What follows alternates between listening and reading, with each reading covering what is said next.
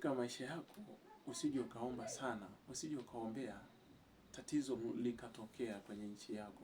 Tatizo la vita ya kidini isije ikatokea katika nchi yako. Omba sana. Yaani omba sana kwa namna yoyote. Vita ya kidini isije ikatokea nchini. Kuna watu bana wanaforce tu matatizo yatokee. Changamoto itokee. Vita ya kidini ni mbaya sana. Ni mbaya sana, usije ukaombea. Hilo pepo lisije ikaingia nchini Tanzania kwa sababu litaleta madhara makubwa sana. Vita inayopiganwa ndani ya nchi, ogopa sana. Yaani kuna vita vinavyokuwa katika nchi, yaani vinaweza ikaleta madhara makubwa sana kwenye nchi hiyo. Naona mara vita vimegawanyika. Unaweza ukakuta bara fulani na bara fulani wanapigana vita. Unaweza ukakuta kuna vita vya nchi na nchi, taifa na taifa vinapigana. Unaweza ukakuta kuna vita ndani ya taifa. Naona ndani ya taifa hilo kuna vita vinapigana. Sasa katika ndani ya taifa vita vimegawanyika. Unaweza ukakuta ni vita kati ya kabila na kabila, ni vita vya kikabila. Halafu unaweza ukakuta ni ukanda fulani na ukanda fulani, vita hivyo. Halafu unaweza ukakuta kuna dini fulani na dini fulani wanapigana. Sasa ogopa sana visije vikatokea vita vya namna hiyo. Vita vya makabila ni mbaya sana.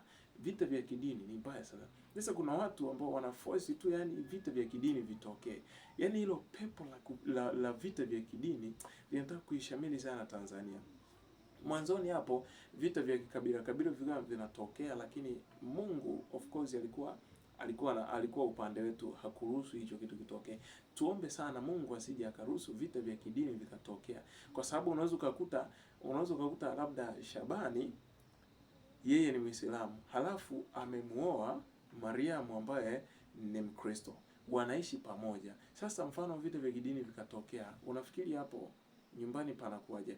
Unaweza ukakuta baba ni Muislamu, halafu mama na watoto ni Wakristo, au unakuta mama ni Muislamu, baba ni Mkristo. Ndio tumezoea hiyo amani. Amani iendelee kuwepo. Watanzania tuliombee taifa letu, tusije ukakubali na maneno ya kipuuzi yanayosemwa huko. Kuna watu wanaforce tatizo hili liweze kutokea, lakini hilo sio tatizo ambalo ni la kawaida. Hilo ni pepo ambalo lina force tatizo litokee. Unajua kuna sometime tatizo unakuta halina shida na wewe, lakini wewe ndio unakuta una shida na hilo tatizo litokee. Sasa sisi kama Watanzania kwa kweli tunaolipenda taifa letu, tunaoiombea nchi yetu usiku na mchana, hatuwezi tukakubali tatizo kama hilo litokee. Kweli tunaomba Mungu utusaidie tatizo la vita vya kidini visije vikatokea nchini. Hao wanaotaka kuchonganisha, wanaotaka kuligawa taifa kiudini, haitaki kabisa. Mungu, wewe ndio usimame na Tanzania. Tuwe kitu kimoja sisi wa Tanzania katika jambo lolote. Sisi ni watu tunaopenda amani sana. Vita vya kidini visije vikatokea.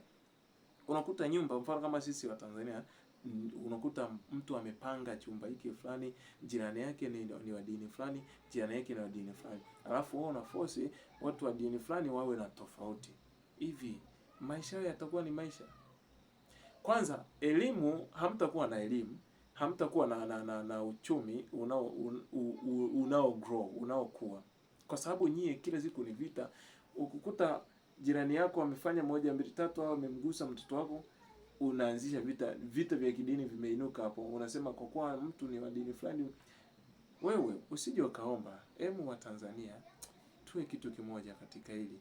Tusilikubali hata kidogo. Hilo pepo linazunguka sana Tanzania. Kwa hiyo watu wa rohoni, watu mnaojua mazingira ya rohoni, pambanieni hili jambo.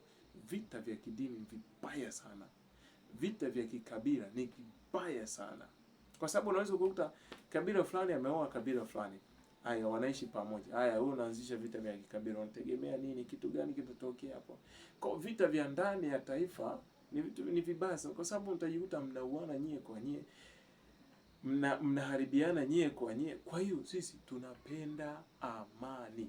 Amani yetu idumu siku zote. Tunaipenda Tanzania na tunaomba Mungu sana aliepushe jambo hilo, aliepushe hilo pepo lipite mbali, na wanaotamani hilo tatizo litokee washindwe mbali, washindwe, wapotee kabisa. Hilo tatizo lisije likatokea nchini Tanzania. Tanzania ikawe ni nchi ya amani na baraka, na Mungu alisaidie taifa lake na jamii yote kwa ujumla na dini zote kwa ujumla zikaweze kuendelea, ziwe na hali hii moja, ziwe na lengo hili moja la kujenga taifa la Jamhuri ya Muungano wa Tanzania. Mungu awabariki, Mungu atubariki sisi wa Tanzania tuwe